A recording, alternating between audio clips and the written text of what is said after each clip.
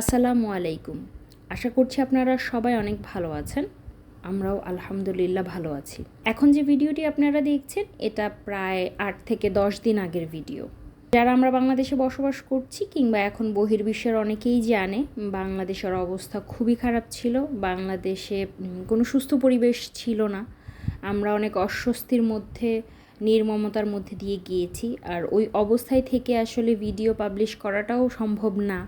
এটা খুবই অমানবিক আমি মনে করি। আর তার মধ্যে আমাদের সারা দেশে প্রায় ১ সপ্তাহ যাবৎ ইন্টারনেট ব্যবস্থা সম্পূর্ণ বন্ধ করে দেওয়া হয়েছিল, যার কারণে বহির্বিশ্বেই হোক আর যেভাবেই হোক না কেন কোনো সোশ্যাল প্ল্যাটফর্মগুলোতে আমরা আসলে যোগাযোগ করতে পারিনি কারোর সাথে। সোশ্যাল প্ল্যাটফর্মগুলো একদম অকেজো হয়েছিল। শুধু তাই নয়, ইলেকট্রিসিটি বলি, গ্যাসের কন্ডিশন বলি, সব কিছু আসলে ইন্টারনেট রিলেটেড।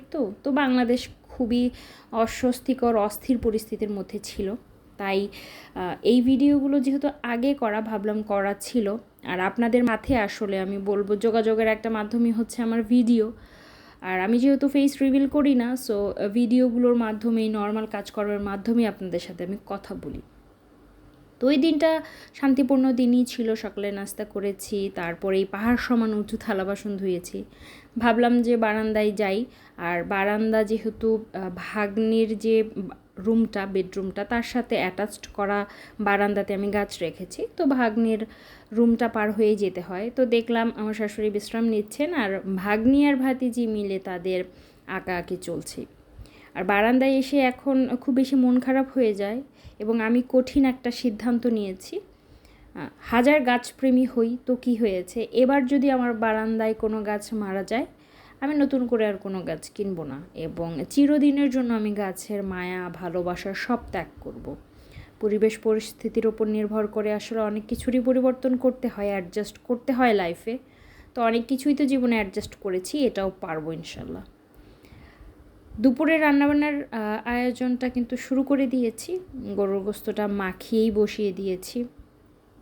যেহেতু প্রচণ্ড গরম, আর এই গরমে অনেক দাঁড়িয়ে রান্নাঘরে আসলে রসিয়ে কষিয়ে রান্না করতে ইচ্ছা করে না। আর পাশাপাশি আমি কালো জিরার ফোড়ন দিয়ে মিষ্টি কুমড়াটা ভাজি করে নিচ্ছি। শুকনো মরিচটা দিলে ভালো লাগে তেলের মধ্যে ছেড়ে দিলে, তবে আমি দেইনি। কেন দেইনি আমি নিজেও জানি না, আসলে বোধহয় মনে ছিল না এই কারণে। তো এখন বাংলাদেশের পরিস্থিতি নিয়ে কিছু কথা বলি। আসলে স্বাধীন দেশে বসবাস যদিও আমরা করছি, তবে কতটা স্বাধীনভাবে কথা বলার সুযোগ রয়েছে সেটা আমার জানা নেই। স্বাধীন দেশে আসলে পরাধীন জীবনযাপন বলা যেতে পারে। প্রায় 16 থেকে 17 তারিখ নাগাদ ছাত্ররা তাদের ন্যায্য দাবি নিয়ে, তাদের কিছু অধিকার নিয়ে আন্দোলন শুরু করে এবং এই আন্দোলনটা 2 দিন কিন্তু খুব শান্তিপূর্ণভাবেই চলে। 2 থেকে 1 দিন ছাত্ররা একদম খালি হাত পায়ে, বলতে গেলে ওরা জাস্ট ওদের দাবিগুলো নিয়ে রাস্তায় বসে, সেটাকে হাইলাইট করে সংবাদ মাধ্যমগুলো।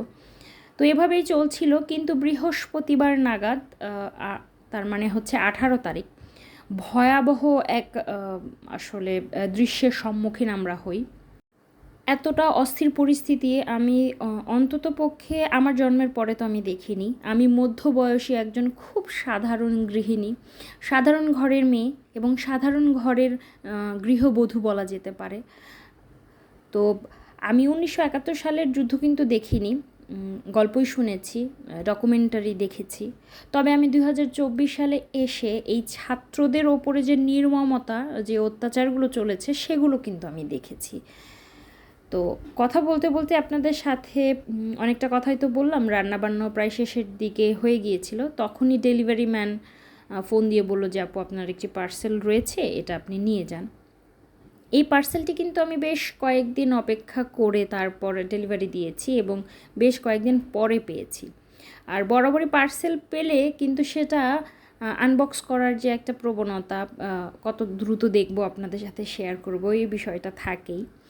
তো আমার বুকশেলফ আর বসার যে সোফা, তার পাশে এই জায়গাটুকু খালি ছিল। আমার কাছে ভালো লাগছিল না, মনে হচ্ছিল যে ল্যাম্পটাও রাখা প্রয়োজন, ল্যাম্প রাখার মতো পর্যাপ্ত ব্যবস্থা করতে পারছিলাম না। তো ল্যাম্প রাখার ব্যবস্থা হয়ে গিয়েছে, প্লাস সাজানোর বিষয়টা যেহেতু আমার ভালো লাগে ঘর সাজাতে, তো সেটাও হয়ে গেল। তো তো আলহামদুলিল্লাহ এই হচ্ছে সাজানোর পর পরিস্থিতিটা। ল্যাম্পের পাশে একটা ছোট্ট গাছও রেখে দিলাম, যেহেতু গাছপ্রেমী, গাছের ছোঁয়া তো সব জায়গায় থাকবে। তো এই হচ্ছে ফাইনাল লুক, আর এই হচ্ছে আমার ছোট্ট রিডিং কর্নার বলা যেতে পারে। তো দুপুরে খাওয়া দাওয়ার পর যথারীতি রেস্ট নিয়েছি। তো সন্ধ্যার দিকে একটু হাঁটতে বের হব, আর পরিস্থিতি তখন তো খুব স্বাভাবিক ছিল। আর বাসার সামনে যে কাজ চলছিল সেটা আপনাদের সাথে আমি আগে শেয়ার করেছি। তো যেহেতু এইটা প্রায় 8 থেকে 10 দিন আগের দৃশ্য, তো তখন গাড়িও স্বাভাবিকভাবেই চলছিল, আমরাও স্বাভাবিক জীবনযাপনই করছিলাম। এসেছিলাম বাসার খুব কাছে মেন রোডেই স্ট্রিট ফুড যেগুলো, সেগুলো খাওয়া দাওয়া করতে আসলে। আর ওগুলোতে এসে ভাগ্নি আর ছোটো বোন বলছিল যে ওরা মোমো খাবে, ওরা পার্সেল বাসায় নিয়ে যাবে না, এখানেই খাবে। তো ওরা ওদেরটা খাচ্ছিল, আর আমারটা আর ভাতিজিরটা আমরা পার্সেলটা বাসায় নিয়ে গিয়েছিলাম। আসলে বাহিরে খেতে আমার খানিকটা প্রবলেমই হয় পর্দার কারণে, তাই ভাবলাম যে বাসায় নিয়ে যাই, এটা বেটার হবে। আর যখন বাসায় আসছিলাম তখন ভাবলাম যে কিছু সবজি নিয়ে যাই। আর এখানে না ইন্টারেস্টিং একটা ব্যাপার হয়েছে, আমি যে সবজিওয়ালা মামাটা তাকে বলছিলাম যে আমি একটু ভিডিও করবো, আপনার কি সমস্যা হবে? তো উনি ভাবছে যে ওনাকে সবাই ভিডিও করব, উনি বেশ রেডি টেডি হয়ে বলছে যে না না ভিডিও করেন, কোনো সমস্যা নাই। এবং ওনার যে উৎফুল্লতা, এটা দেখে বেশ ভালো লাগলো যে যাই হোক আমার তো কোনো প্রবলেম নেই ভিডিওতে আসতে। তো তবুও ফেসটা রিভিল করিনি, সবারই ব্যক্তিগত পরিসর থাকে সেই জায়গা থেকে, স্বস্তির জায়গা থেকে আসলে। তো বাসায় এসেছি আর অমনি দেখলাম যে ভাতিজি এসেছে। ভাতিজি আমাদের জন্য পটেটো ওয়েজেস নিয়ে এসেছে আর বলল যে আমি সার্ভ করি তোমাদেরকে। তো খুশি হয়ে গিয়েছে যে ফুপি আমাকে ছাড়া খায়নি, ও জানে যে ফুপি কিছু খেলে ওর জন্য নিয়েই আসবে, এটা নতুন করে বলবার মতো আর কিছুই নেই। তো আমি ভাতিজি স্পেশালি মোমো খাচ্ছিলাম, আর ভাগ্নি ছোটো বোন ওয়েজেস খাচ্ছিল, সাথে আমরাও খাচ্ছিলাম। তো এভাবেই শান্তিপূর্ণভাবেই দিনগুলো কাটিয়েছি। আর একটু একটু করেই তো আসলে দিনগুলো উত্তপ্ত হচ্ছিল, খারাপের দিকে যাচ্ছিল। তো পরবর্তী ভিডিওতে না হয় সেসব নিয়ে কথা বলবো। আজকের মতোই ভিডিওটি এই পর্যন্তই। বাংলাদেশের বাইরে থেকে কেউ যদি আমার এই ভিডিওটি দেখে থাকেন তবে বলবো আমাদের জন্য অনেক বেশি দোয়া করবেন, বিশেষ করে ছাত্রছাত্রী ভাই বোনদের জন্য অনেক বেশি দোয়া করবেন।